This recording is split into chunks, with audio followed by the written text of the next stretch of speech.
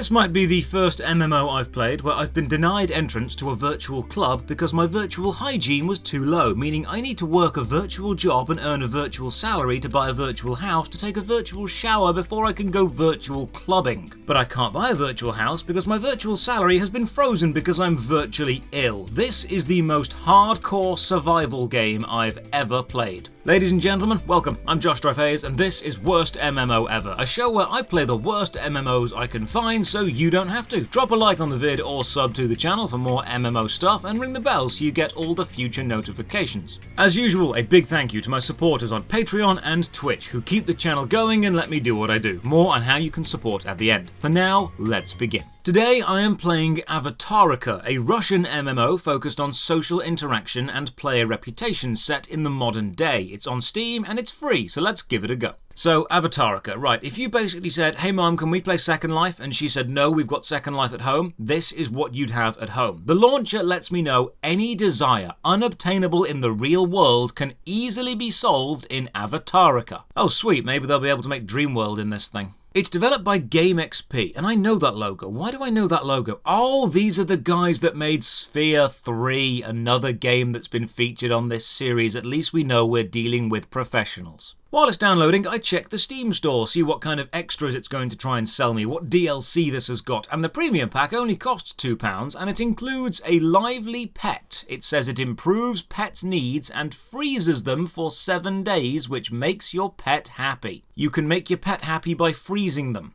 Well, okay then. Apollo? Apollo? Go in the freezer. Go in the freezer. Come on. Come on. You need to be in the freezer. Avatarika says it'll make you happy. You happy now? It's not working. The game launches, but not in full screen, playing the finest royalty-free music a 5-minute Google search could probably get them. This is the resolution the game plays in. We'll just have to live with this. I'll do some effects around the side or something. So, character creation. Remember, this game is all about socializing, so I'm expecting a powerful character creator, and no, they've got no numbers for the various sliders, so I'm just cycling through until I realize we've repeated. This was a problem with Meridian 59. Have we learned nothing in 25 years of game development? I do actually spend way longer than I usually would making this character because I want to fully immerse myself in this world. I am ready for this to become my next main MMO. All I need to decide is which of these 3 t-shirts really represents me as a person, or these 3 designs of trousers, or these 3 types of shoes. Honestly, you've not really got too much to worry about because there's not too much here. Okay, character made, let's begin. Everything is very, very pink, and the UI is quite scaled up and oppressive, not too much actual game screen. And the chat box seems to be hiding my legs when I zoom in too much, but you know what, let's just see what we've got. WASD movement, hold left click to move the camera around, hold right click to lock your camera view to the mouse. Pretty standard controls so far, but the mouse is pitch inverted, it's fighter jet style controls. Can we just take a moment to admire the walk animation? It is basically the same as Sphere 3. Have they just taken the same animations from Sphere 3, the same character movement engine, and... Oh, no, they've made it worse. You sidestep like you are walking through treacle, and running backwards just looks awkward. Jumping is floaty as hell too, so that's still the same. It's left click to talk on NPCs and we start by chatting to Ivan. He explains that unlike other MMOs, this game doesn't have levels, so this game breaks the 4th wall instantly. It's not even trying to hide that. Instead of levels, it has a prestige bar. So your prestige level. And you fill this bar by completing quests for local NPCs or dancing or socializing. So level experience. And certain areas or activities will be locked off to you until you reach a certain prestige level. So, level gating. Game, if you have a numerical system that raises when you do stuff and limits your gameplay, you have a level system. There's nothing wrong with that, just admit that you've got it. But oh, your prestige can go down if you neglect your character or don't play often enough. Right, so it's levels, but worse. I know a lot of people are screaming, bring back the social aspect to MMOs, and I've already explained that's a player issue, not a game design issue. Well, here you go, your prayers have been answered. A game where socializing is basically the only thing to do. Let's see how long this lasts. Quick glance around the inventory and equipped items, hover my mouse over my underwear, and the tooltip pops up saying Barry Poo. I have no idea if this is a strange Russian reference, so I just googled it and I got a load of results about the Bee movie. Also, does this mean you can unequip your underwear? Yes. Yes, you can. You are a Ken doll. It is totally smooth down there. All the equipment in this game is purely cosmetic. There's no stats because there's nothing to do that requires stats. It is a social simulator, not a grand adventure. The tutorial also shows me the global stat window where I can see all the player rankings and all the exciting mini-games this game has, from dancing to Quasar, or Laser Quest for the English viewers, to bowling or street racing. But the racing list is empty, so that might not be in the game yet. Now we're shown the character needs menu, and this is what the entire game, or your ability to actually enjoy the game, revolves around. Your hunger, happiness, energy, social interaction, even your personal hygiene are all tracked, and you have to keep all these bars full. And this, as we find out, is a full-time job. We're hungry, so we buy a burger from this local food truck. The trade window is way too busy. This needs to be simplified right down. This looks like a first draft of a first draft. Please get some UI artists in here. And now we're told about salary and prestige, and God, this system is just so needlessly awful. You earn a salary every 30 minutes of in-game time, which is about 5 to 10 minutes of real time, shown by your coins to the top left. And the higher your prestige, the higher your salary. So you have to work for the NPCs to improve your own virtual wages. And then you spend those wages on food, shelter, cars, clothes, and stuff in the game. But if you fall sick because you don't eat or sleep or rest or shower, your wages will freeze. That's right. You do not earn your virtual salary if your avatar is not in tip-top shape. So if you want to take a week off virtual work and go and live on a beach somewhere, you will stop earning virtual money. How the hell does this design idea make it past the ideas stage? Someone genuinely said, I want to make a game where you have the potential to race cars and buy clothes and housing and travel, but you need to balance all the fun stuff with keeping up your in-game stats so you don't lose your virtual job. But oh, never fear, there's a premium currency you can buy, GXP coins, and opening the premium currency shop is actually an essential part of the tutorial. You can use these to instantly restore all your character meters to full, or you can trade them for other currencies in the game, so you don't need to work a job if you're already rich, just like real life. So the tutorial has explained we'll need to rest, eat, shower and dance to keep these bars full. I'm wondering when it will tell me what fun things we can do when the bars are full, but I think they've forgotten to program that in. So let's go socialize. Oh, there's a smartphone icon flashing on the right hand side, so I click it, and it's an in-game phone. And I seem to have already sent a text to someone Russian, and my text, I didn't write this. This is basically a text saying I'm new and I need help, and the reply is in Russian. Is this an NPC or an actual person? Does the game match up new players with mentors? Are there enough players to even do that? So everything needs prestige. Prestige goes up when you dance or when you finish quests, and down if you fall ill by neglecting your character's needs, or if you break up with your in-game partner. Wait, what?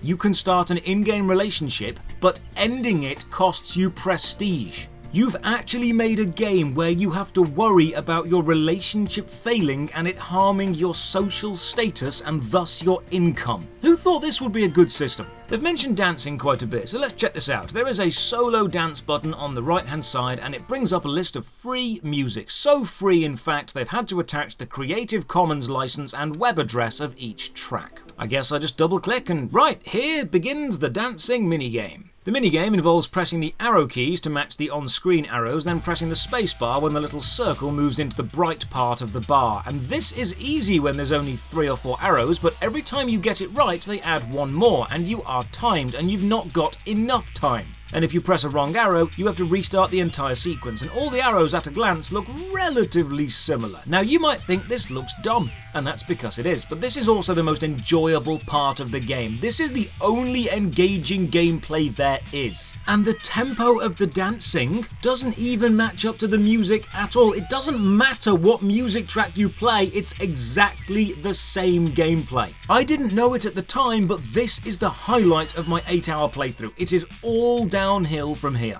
But also, just have a listen. The woohoo sound effects you make sound a lot like Mario 64 or Croc from the PS1. Just have a listen and see if I'm not going crazy.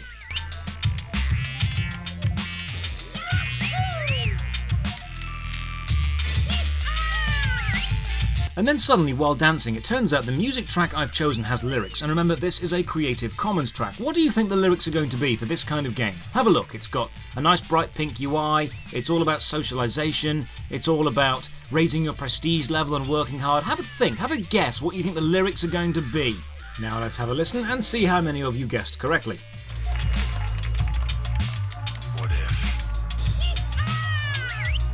What if you had a friend who died without knowing Jesus as their personal savior? What if he or she went to hell? What if one day you received a letter in the mail from beyond? A letter from hell.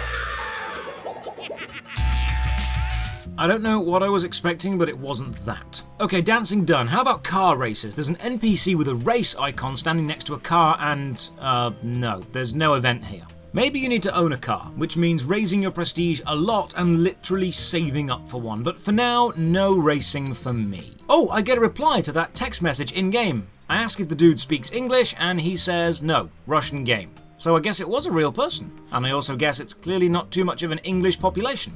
Or a population at all. It seems the NPC Olga has a quest for me. She needs me to deliver a package to Anton. Right, off we go. Oh, you get a handy dandy arrow around your feet showing you which direction to go in. Let's just chat to some NPCs as we go, because the dialogue in this game is insane. It's clearly not been translated by a native English speaker, and every time you talk to an NPC, it's either a completely crazy paragraph or a multiple choice question with a strange answer. Let's just have a look at a few of these. Hello, I'm in trouble. There are 4 corns on each of my feet, but I can't take off my shoes now. That's it. First I crawl and then have a rest. I think I'll get home in 2 weeks or so. Don't wait for me. Good luck. Hello, why are you so sad? And I'm looking for Veronika Gimraina's footprint. She was here, and it's my hobby. I outline footprints of famous stars with a dye. Good business, by the way. Not a word about this. Hello, do you remember me? I have a bad memory for faces. I set up an appointment with a woman here. I wanted to buy a parrot, but it seems this woman has passed. Bye then. Well, with that insanity read, let's follow the quests, and am I really tall or is this car really small? The whole scale of this game seems off, everything is just not quite right. Oh, this NPC has a really weird multiple choice conversation tree. They are trying to solve a crossword, but instead of, showing me the crossword on screen, they just describe it to me. And not only are the responses not formatted correctly, as you can have multiple responses on one line of text, the writing itself is just let me read it out and have a listen. The NPC says, wow, let's check another word. Well, ol. The 6th letter is U. There is intersection with the word cooperation, which goes down. And your responses are you sure there is cooperation? Let's check and find one more letter. Are there any more intersections? What word? Isn't that cute of you? Cooperation. Take into consideration, cooperation is written with O, so don't make buzz. Everything is tip-top. Or, oops, well, I have a variant. It's, Sangyong, but the 6th letter is Y. Is it okay? You also can't jump diagonally or sideways, you can only jump when moving forward, and there's no control once you're in the air. And why is this billboard so photorealistic? Who decides to just put HD pictures of models in games? But oh, you can zoom the camera in and play in first person. Oh, that's great. Now I know this, the game is basically saved. I find a bench, which is good, because resting is a meter I need to fill, but I can't sit down, which is bad. You can only sit on official benches. Some wood between low walls isn't good enough. You cannot rest here. Either find an inn or go outside. Wait, no, that's Baldur's Gate, sorry. Finally find the quest NPC and complete the quest, and then have a follow-up quest from him taking an item right back to the first person. Wow, you know, for an MMO that proudly states it's not about having levels, you sure do have some fetch quests. I'm getting hungry, so I find this local shop, but it's closed.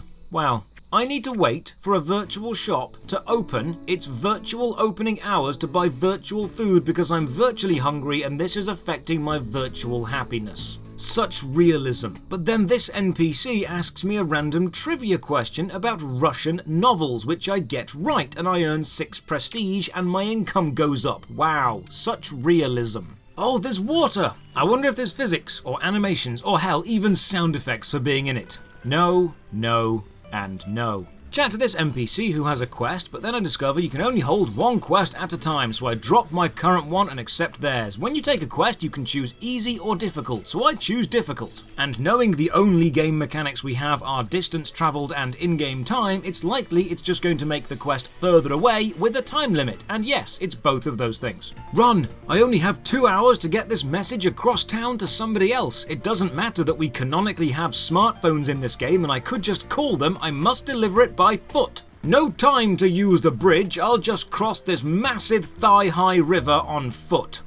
Message delivered and prestige earned. If only passing messages back and forth made your actual salary go up. Right, the stats page listed Quasar and bowling, 2 things that are actually fun. So let's find them, and I scour the world map, which has 3 different zoom levels you can switch between by clicking on the buttons, but no zoom function via a scroll wheel, despite the fact we know the scroll wheel works because you can zoom in and out for your viewpoint. Eventually, I do find Quasar. It's in the forest and oh god, it's miles away. Wonder if I can take a taxi. Yes, you can, and let's just admire the taxi loading screen together.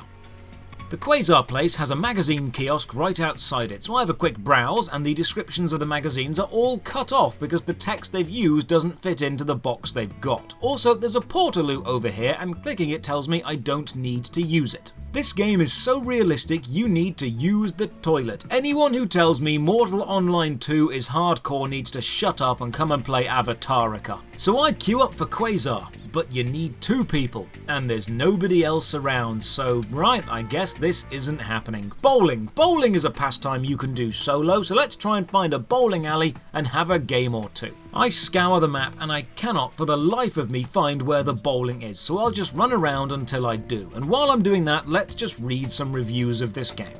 Even my dog could develop a better game. If you ever wanted to see the ideal fantasy of a Russian programmer, look no further. I think I'm the only person in existence to play this game for 2 hours. I did fear for my life. Unfortunately, you are not. And in the interest of fairness, here's a positive one. This is the best game ever. While I understand reviews are subjective opinions, that is objectively wrong.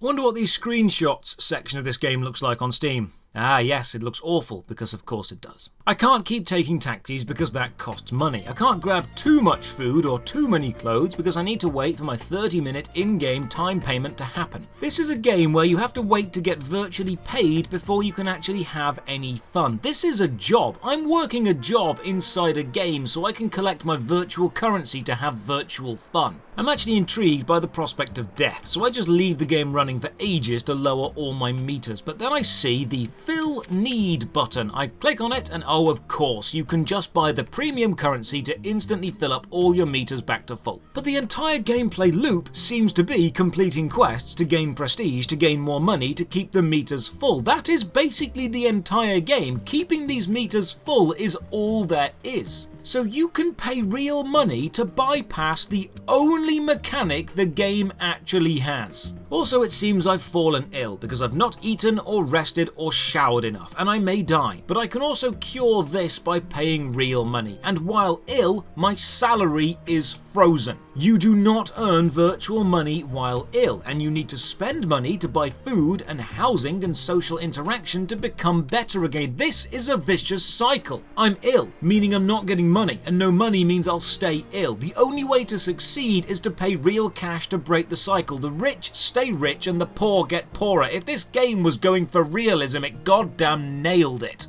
On my hunt for the bowling alley, I find this club, and the description says it's a hangout for firemen, cowboys, police, and construction workers. I see, it's a gay bar, fantastic, they've normally got the best drinks, so in we go. The stark realism continues inside the club as I sit in silence staring at the possessed spinning menu on the table in front of me. I feel this is a situation we can all relate to being in. Finally, I find the bowling alley. It's on the island in the middle of the map, so let's run there because I can't afford a taxi. It takes a long time. But I finally make it. I discover this central theme park looking area and there are Easter eggs on the ground. It's May. Easter was a month ago, but I'm taking them because, hey, free eggs. Into the bowling alley and the desk guy explains the rules, click at the right time, press the spacebar, pretty easy to understand, so I pick a lane and then, right, I'll start this one. It costs 350 credits per game. Damn, I can afford 2 games and then nothing more because I am ill and have no job. But starting a game of bowling starts a 3-minute countdown timer, even if you're the only person here, so I just stand and wait for 3 minutes, and then the game doesn't start because there aren't enough people. What? On the start window of bowling it says, do you want to start the game of bowling? You will have to take at least one person in the group, and I am one person, so I click yes. But then when the game is preparing, when the 3-minute countdown timer is happening, if you click on the little I button to the top left, it says bowling. This is the bowling start window, and at the bottom it says you can start the game at any time by clicking start when the number of participants is no less than 2 people. You need 2 people to start a game of bowling, and if you don't have 2 people, the game cancels after the 3-minute countdown and you don't get your money back. Why? I don't have any more money. Why can't I go bowling solo? It's literally one of the few sports you can do completely alone. You know what? Fine. I don't want to bowl anyway. There's a disco nearby. I'll go to the disco instead. I was good at the dancing minigame. No, I am not allowed into the club because my hygiene level is too low.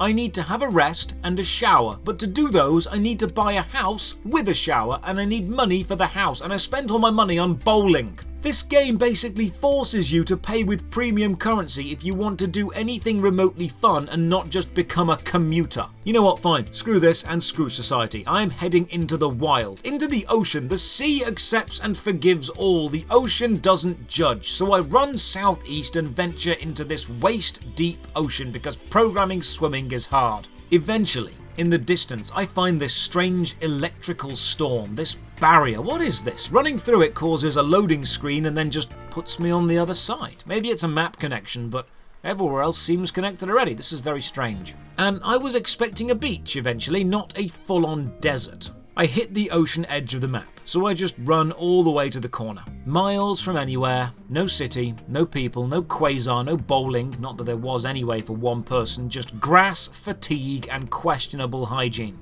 In the distance, far from anywhere, I mess around with the menus and I find this emote, look back and shout, and when I play it, I keep thinking I'm hearing a noise. So I turn off the game music and yes, this game has voice acting. It's official. It's canon. You can only hear it if you zoom in because it uses that stupid camera proximity to sound effect. But listen to the Avatarika voice acting, the official canon voice acting in this game.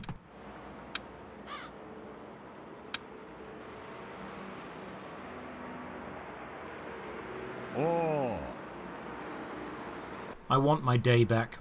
So, Avatarika, a Russian MMO focusing on socialization and being whoever you want inside a fantastic city, provided you want to be a salaryman who spends their entire time filling meters up, or a whale who just pays their way through. There are mini-games, but you'll need a friend to play with them, and anyone who asks you to play this game is not actually your friend. To end this day, I deem Avatarika's hygiene level too low to deserve a score out of 10. Cheers for watching. Another big thank you to my supporters on Patreon and Twitch who keep the channel going. You can support the Patreon from only £1 a month. Check the video description for links to the Patreon, Twitch, Twitter and our Discord, and as always, have a great